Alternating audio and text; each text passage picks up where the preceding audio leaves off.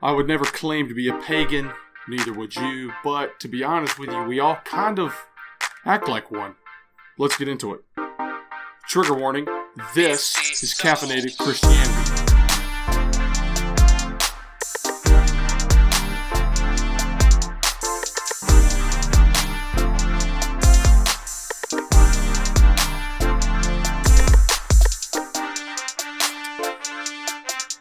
So we had a couple of tornado warnings this past Thursday, so that would have been a week from the day of this recording. And needless to say, well, to make a long story short, I spent 45 minutes in the basement of the cafeteria here at Presbyterian College, and I got to be honest with you, it was honestly pretty gross. I mean, if something had really gone down and I would have been forced to stay down there for a while, I think the tornado would have been safer. There were a lot of things down there that I would not expect or would hope wouldn't be in the basement of a cafeteria where they serve food directly upstairs. But, I mean, beggars really can't be choosers, I guess. I just really want to ask the question of what was actually safer.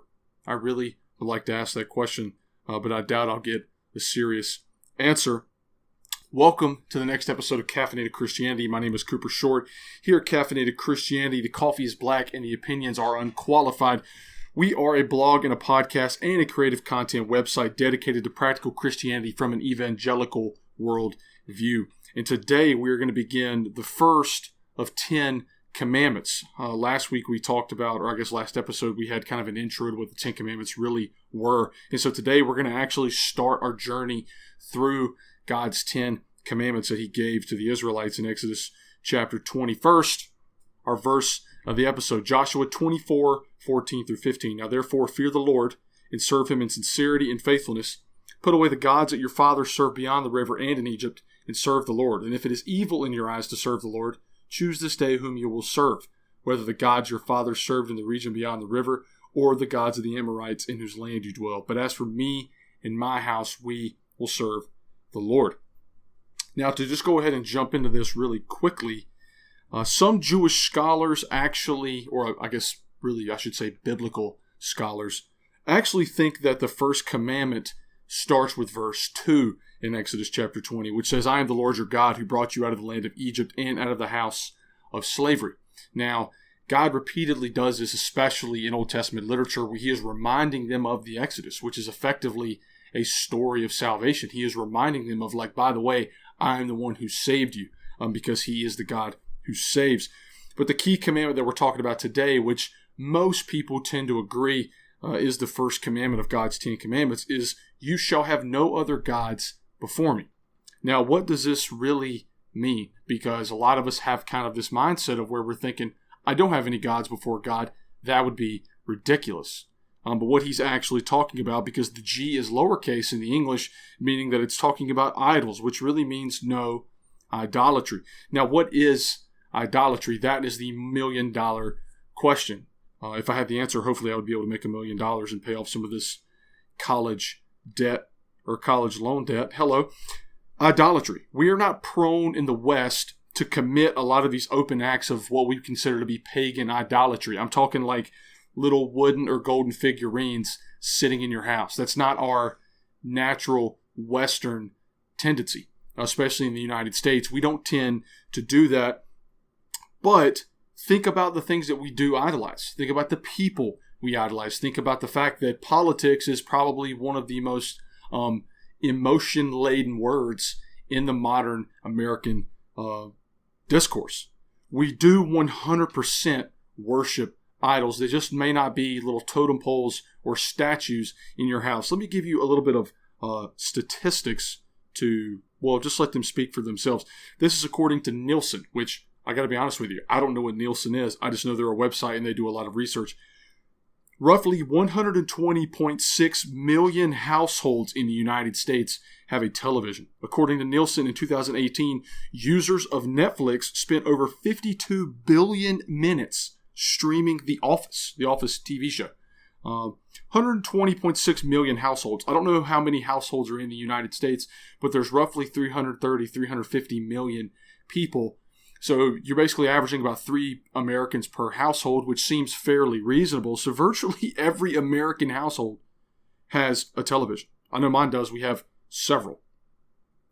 52 billion minutes spent streaming The Office. That's unbelievable. I mean, the show is funny, but come on, guys. And that's just one TV show. And the article that I used for this didn't cite what was the most streamed television show, but they claimed that The Office was not even number one. It just happened to be the most relevant for their article.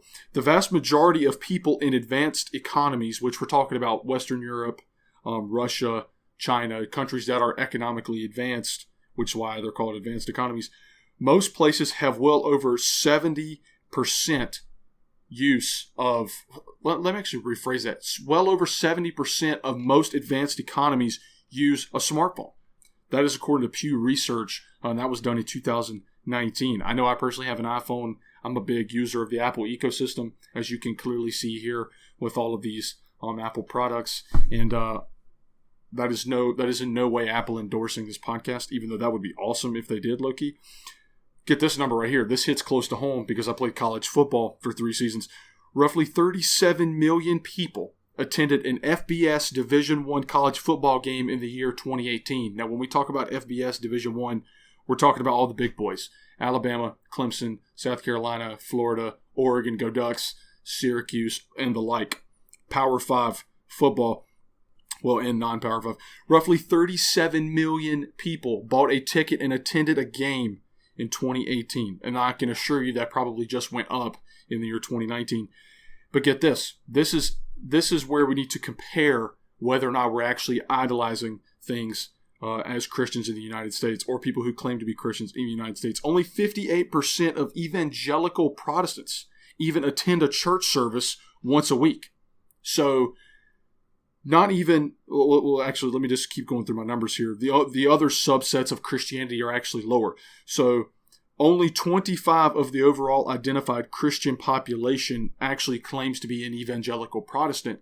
And then on top of that, only 58% of that 1/4 attend a church service more than once a week. Now, don't get me wrong and do not misconstrue. Going to church doesn't make you a believer. But let's go back through these numbers quickly. 120.6 million households have a television. We spent 52 billion minutes watching one television show that's largely irreverent, to be completely honest with you. And over 70% of the modern advanced economic world has a smartphone, and roughly 37 million people attended an FBS Division I college football game in 2018. But only about a little over half of a quarter of Christians in the United States actually attend a church service more than once a week. And the other subsets of Christianity, your mainliners, things like that, Catholics, their numbers are actually even lower than the 58%.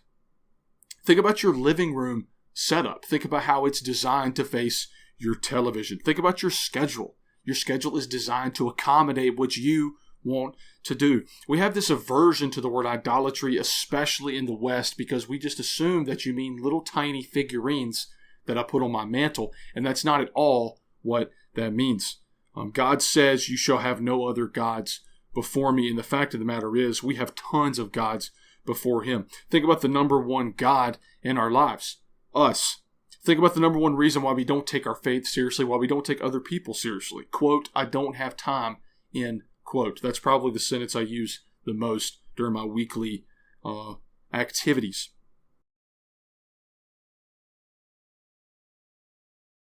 See what God's really getting at here. Jonah 2:8. Those who pay regard to vain idols forsake their hope of steadfast love. Psalm 135:15-18. The idols of the nations are silver and gold, the work of human hands. They have mouths but do not speak. They have eyes but do not see. They have ears but do not hear, nor is there any breath in their mouths. Those who make them become like them, so do all who trust in them. He's basically saying there that when you worship idols, you become like idols, useless. Ephesians 5:5, for you may be sure of this, that everyone who is sexually immoral or impure, or who is covetous, that is, an idolater, has no inheritance in the kingdom of Christ and God. So we have this aversion, especially in Western, modern, Protestant, evangelical Christianity, that there's no way I'm an idolater. I don't idolize anything. God is the number one thing in my life, unless, of course, my TV show is on, or unless, of course, my football team is doing either well or poorly, or unless, of course, the candidate that I wanted in office does or does not get voted in. You see, it's very convenient for us to say we're not pagans, yet we continuously act like them. Commandment number 1, you shall have no other gods before me. And this will actually play a bigger role even in light of the other commandments. Idolatry is a major problem because we're telling God he's not important enough for us to give him our time and our effort and our abilities and just our attention. And he's the creator, the sovereign God of the universe who saved a lot of us from our sins. The least we can do is worship him as much as possible. My Jesus moment of the week was, so I actually went out of my way to post what I felt was probably a controversial blog on the nature of politics in light of Christianity. The gist of the article was that it's very unbecoming of Christians in the church in general to basically use politics as a club to beat people with and to say that the Bible supports this or the Bible supports that. There are a few things that the Bible does support. Abortion is murder, hate to break it to you. But generally speaking, we can't just use God's word and Jesus in general as a club to fulfill our political desires. And I really feel that there's a lot of idolatry, here we go, of politics in the church. And so I wrote a blog about how that's problematic, in that when you start to put things in front of God, namely politics in front of God, not only do we damage our witness as a church, but most importantly, we really sacrifice the integrity of the gospel. And so it's just not good. But I posted that and I actually got some good feedback. I was able to have some pretty solid conversations. And that's not saying the blog was very good. It's just saying that it was something that I felt passionate about. I was actually afraid to share, but it actually ended up working out. So that was pretty solid. Your CHH song of the episode is the song Voss by No Big Deal. That's VOSS. It is on his lowercase tape mixtape. It is a Flames song, which means it's very good, and I'm a huge fan. I really like the lyrics. I'm a huge No Big Deal fan. If you've been listening to this podcast at all, you know that. That song is Voss by No Big Deal. So with that, I'll say thanks for tuning in. Of course, I'll be more than happy to reimburse you for the brain cells. Just hit me up on Venmo. I don't do Cash App. I don't trust that. You can follow us on Twitter and Instagram at CaffChrist. That's CAFFChrist.com. It's pretty simple. Know Christ, reflect Christ, John 1:5, hate sin, love sinners, and remember that the battle, it's already won, dog. Audi.